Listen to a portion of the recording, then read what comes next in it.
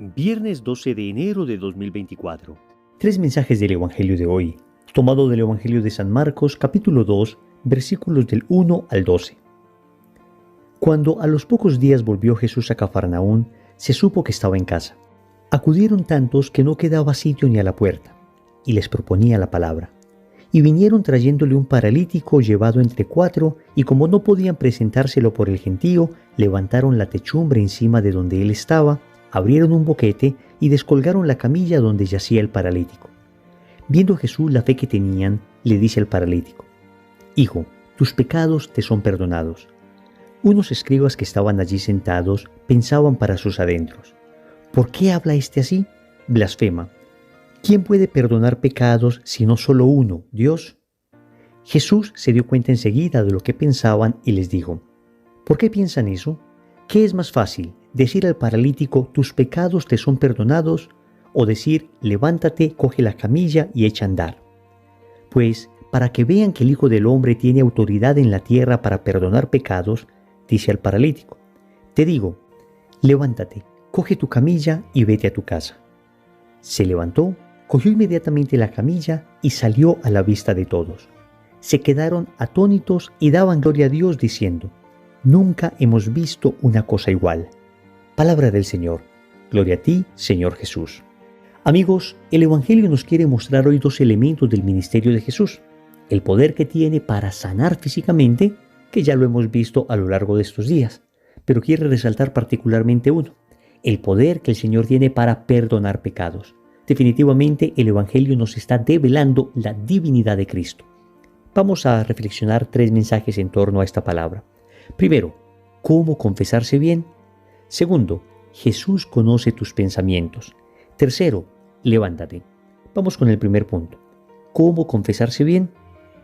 El Evangelio nos dice que Jesús, viendo la fe que tenían estos cuatro amigos que descolgaron al paralítico frente a él, le dijo al paralítico: «Hijo, tus pecados te son perdonados». Qué interesante esto. Ellos vienen a buscar un milagro físico y lo primero que Jesús les da es un milagro espiritual. Ellos vienen a buscar la sanación de un cuerpo y lo primero que Jesús sana es un alma. Familia, lo que está haciendo el Señor en este momento es lo siguiente: estableciendo una jerarquía. Nos está diciendo que la salud física es un valor, es un bien, pero que por encima de la salud física existe un bien superior, que es la salud del alma. Y esto es bastante lógico, porque el Señor, cuando da la salud física a alguien, sabe que tarde o temprano esa salud se volverá a perder. Finalmente, esa persona morirá. Pero cuando da la salud del alma, si la persona conserva en su corazón el estado de gracia, esta salud durará para siempre. Ya dependerá de la persona si quiere o no seguir en gracia de Dios, pero esta salud espiritual le llevará a la eternidad. Eso nos recuerda el pasaje del Evangelio de Mateo en el capítulo 6, versículo 33, cuando el Señor dice: «Busca primero el reino de Dios y su justicia, y todas estas cosas se os darán por añadidura». Amigos, hoy el Señor nos está diciendo: lo primero es el reino de Dios, lo primero es la eternidad, lo primero es la salvación.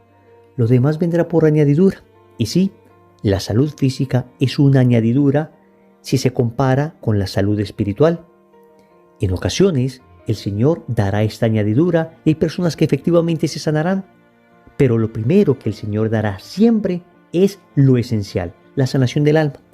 Y para ello nosotros hemos recibido el sacramento de la reconciliación. Ese poder que Jesús tiene para perdonar pecados es un poder que dio a sus apóstoles.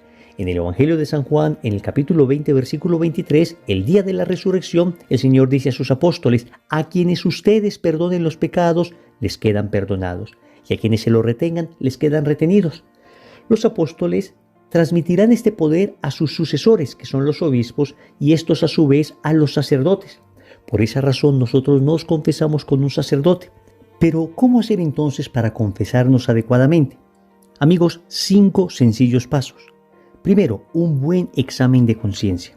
No nos vamos a confesar simplemente de lo que se nos ocurre en ese momento, sino que en un espacio de oración empezamos a reflexionar mandamiento por mandamiento en qué hemos ofendido a Dios. Segundo, contrición de corazón. Le pido al Señor que me duela el hecho de haberle ofendido, que no sea indiferente ante las ofensas que he cometido contra el Señor. Tercero, propósito de enmienda.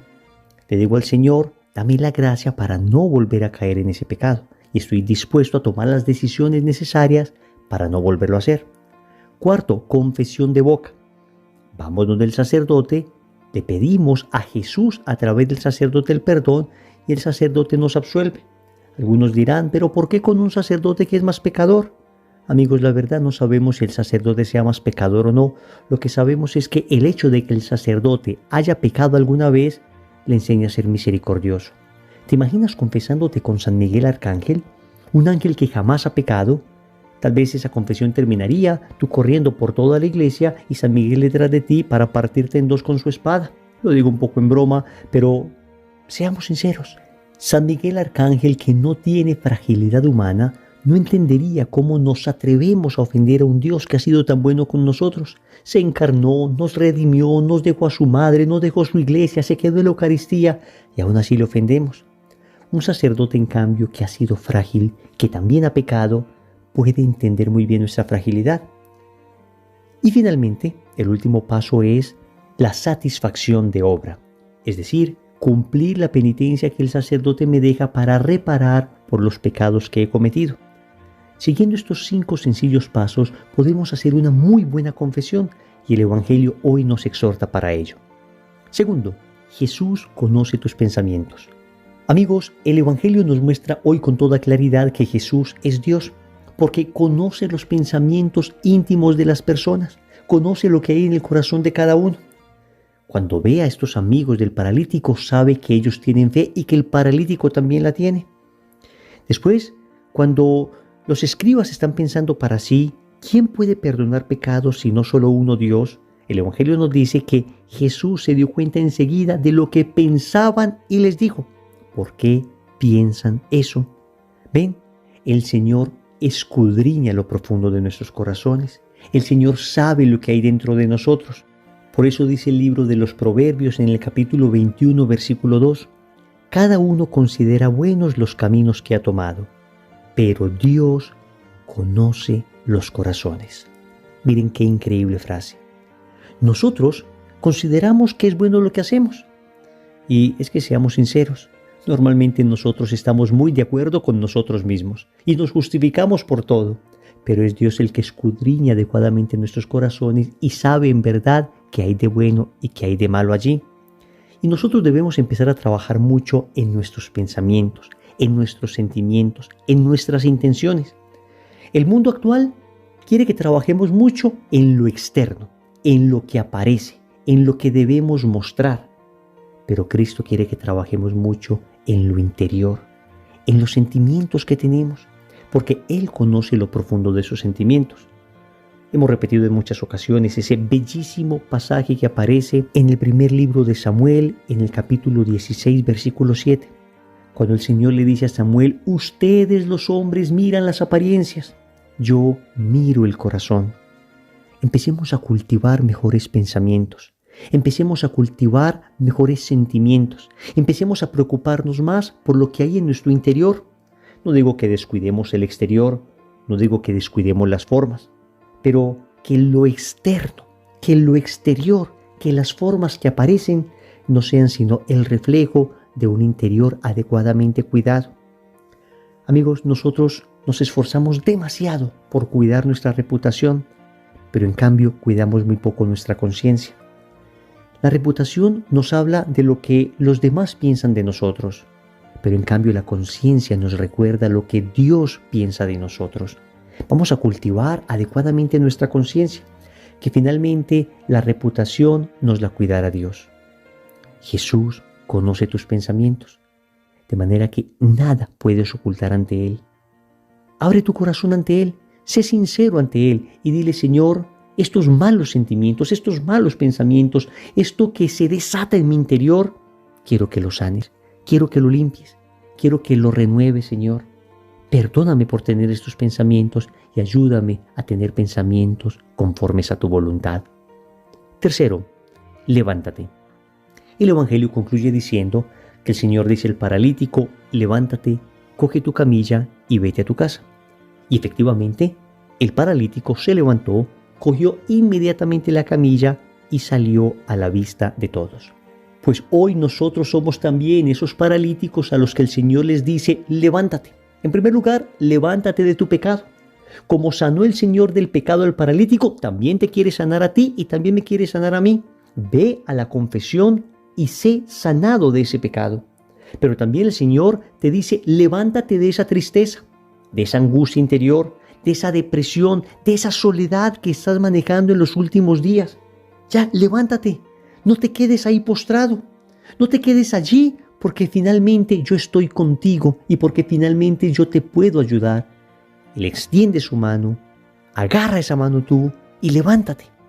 Te dice: levántate de ese desánimo, levántate de esa pereza de vivir, levántate de ese desaliento de hacer las cosas. Hoy el Señor te lo dice: toma su mano, porque Él te va a levantar. Agarra esa camilla y echa a andar. Oremos. Amado Señor, hoy te suplico que me concedas la gracia de una muy buena confesión. Concédeme un buen sacerdote, un buen confesor que me ayude. Alcánzame la gracia de una profunda contrición de corazón. Te suplico que me ayudes a hacer un buen examen de conciencia. Te pido que me ayudes a salir definitivamente de los pecados en que he estado atado. Te suplico finalmente que me ayudes a corregirme.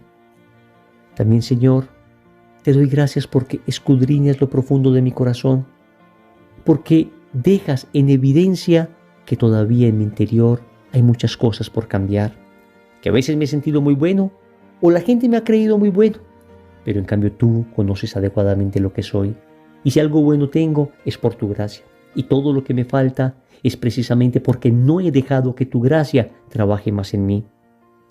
Finalmente, Señor, me quiero levantar, quiero ponerme de pie, quiero dejar a un lado el pecado, quiero dejar a un lado la tristeza, quiero dejar a un lado el desánimo y quiero caminar detrás de ti.